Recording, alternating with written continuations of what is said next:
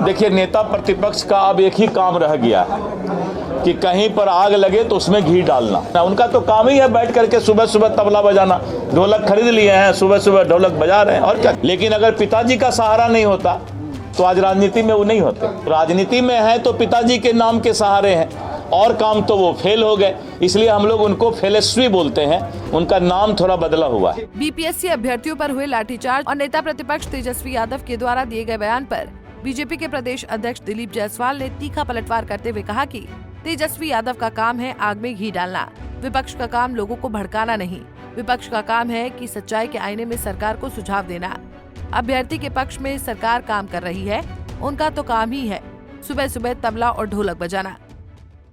कि कुछ लोग जात पात पर बांटकर इस देश को कमजोर करना चाहते हैं, इस देश का नमक खाते हैं और जाके विदेश में भारत के संविधान और भारत के खिलाफ ही बोलते हैं। वैसे लोगों को जनता अब बेनकाब करेगी। सर, बीपीएससी के बाहर अभी लाठीचार्ज हुआ है, जो अभ्यर्थी हैं वो नॉर्मलाइजेशन का विरोध कर रहे थे। नेता प्रतिपक्ष ने भी कहा था कि सॉल्यूशन निकालिए नहीं तो आंदोलन होगा। देखिए, नेता प्रतिपक्ष का अब एक ही काम रह गया है कि कहीं पर आग लगे तो उसमें घी डालना। मैं अभी वही बता रहा था कि विपक्ष का काम सिर्फ लोगों को भड़काना नहीं है, विपक्ष का काम है कि सच्चाई के आईने में सरकार को सुझाव देना।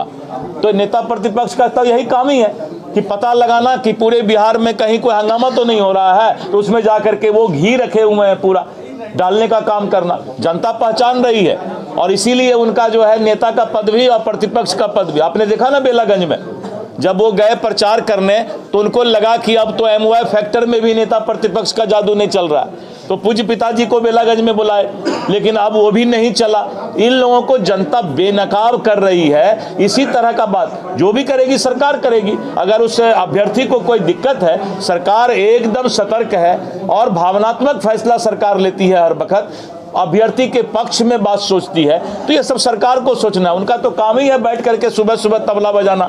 ढोलक खरीद लिए हैं, सुबह सुबह ढोलक बजा रहे हैं और क्या कर। वहीं तेजस्वी यादव के 200 यूनिट बिजली फ्री देने वाले बयान पर दिलीप जायसवाल ने कहा कि हमारा और आपका बेटा प्रतिपक्ष के नेता के इतना पढ़ा होता तो उसको चपरासी की नौकरी नहीं मिलती। जो आदमी स्वयं में अपने जीवन में मौका मिला पढ़ने लिखने और आगे बढ़ने का, लेकिन अगर पिताजी का सहारा नहीं होता तो आज राजनीति में वो नहीं होते और काम में वो फेल हो गए।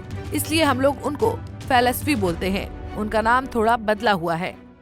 अभी तो है क्या, अगर हमारा और आपका बेटा प्रतिपक्ष के नेता के इतना पढ़ा लिखा होता तो उसको चपरासियों का नौकरी नहीं मिलता। इससे ज्यादा हम नहीं बोलेंगे।